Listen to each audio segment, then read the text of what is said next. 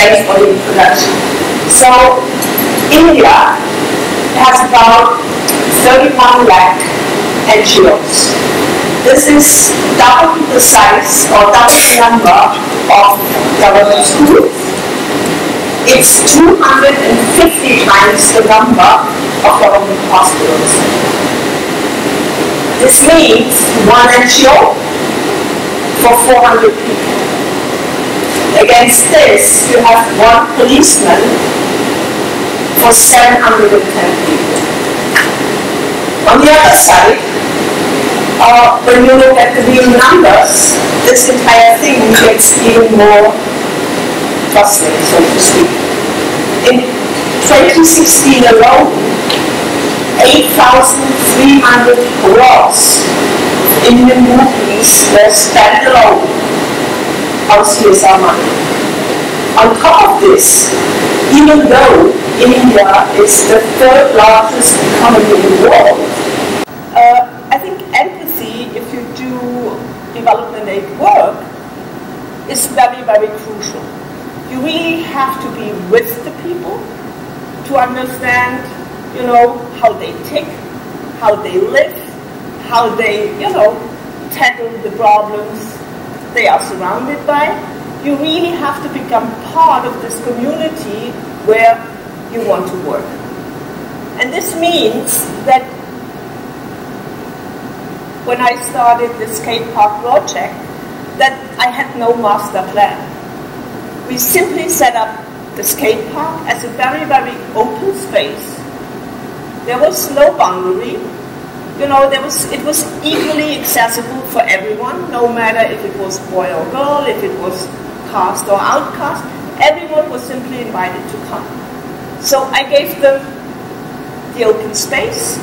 We gave them like 20 skateboards plus skiers, and we said it's all yours. Do with it whatever you want to do. So what basically happened is we had two rules. The first rule was, since I didn't want to, collide with the local government school, we said no school, no skateboarding. So in order to get a skateboard, they had to go to school. Within no time, school attendance went up at least 30%. 3 years later now, when you go to the primary school, it's packed with the Adivasi kids who were never ever before at school. Our second rule was girls first. And this simply, had the effect whenever a girl came to the skate park, all she needed to say is girls first, and she would get a skateboard from any kind of guy. This brought in the topic of gender equality without even mentioning it. And what happened at the skate park is that the kids who came, and out of the 300 kids in the village, I would say 250 come more or less regularly. They started to realize that the environment at the skate park, what is happening there, is different from what is happening back home. So they had somehow to bridge this gap in order, to live both lives, so to speak. And this was the momentum we needed, that they started to move, that we could drive change. But this you can only achieve when you go into a community, into a system, like Aditya was saying, when you don't have really a set agenda, when you have the calmness, just to relax and see what is happening. So my role was really the one as an observer. I was part of the system there, and I simply walked as the villagers, the kids, were ready, to move on. So this empathy thing is something which I really believe is very, very important in the field of development aid, but also when you run companies. The second part, experiment. I think I can easily say that never ever, wherever you go, such an experiment had happened, that you build a skate park. It's really a sport which is not well known in India.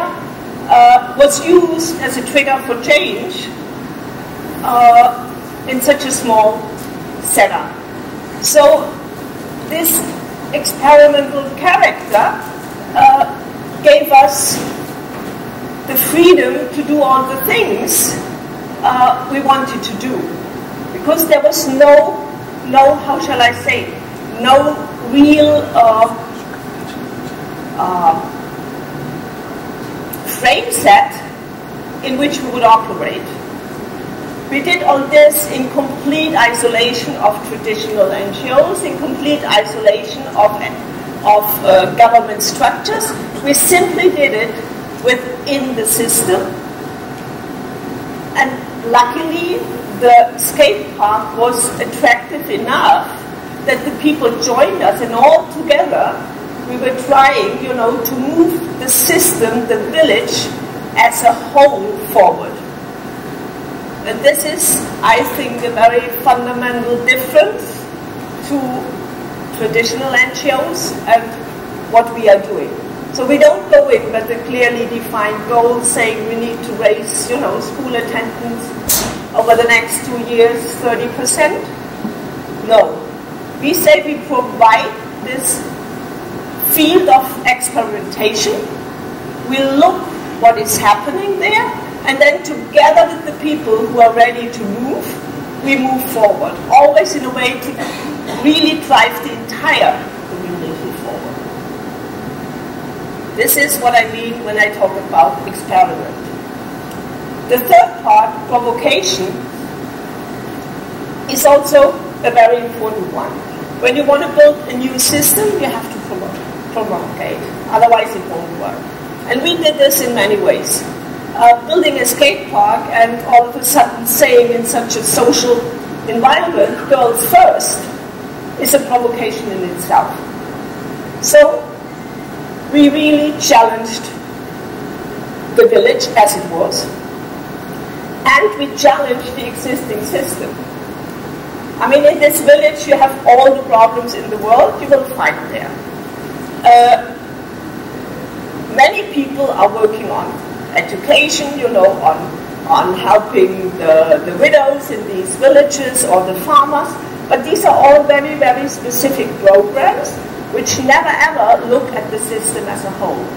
So we challenged this view and we said, let us try to find ways where we collaborate with the villagers on their own pace and in the direction they themselves want to take the village.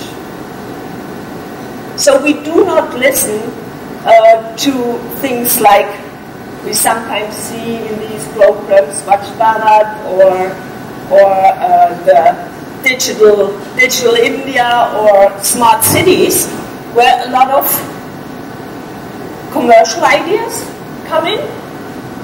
We really believe that the villagers themselves have to find their own way to raise their income, and this happened with the skate park, since all of a sudden this entire Chandra Castle became, because it was set up the way it is, it became quite well known. We have many visitors coming in from all over the world. We have created homestays for the people there. Just the day before I left, we have opened a bicycle rental service for one family. A couple of the kids, they do merchandising products. They make tiny little skateboards, or they stitch our tiger, which is our logo. So this entire process has economic impact, but in a way that it was again created by the villagers, not by us pushing this in there. So I truly believe that you can create these new systems. I truly believe that actually the theme of today's event, every beginner has a master or should have a master. I think the more masters we create, the better the system, the better the community will get. So I would really argue this. We need many, many more masters, and these new systems which I was just trying to describe, they will allow us to create this.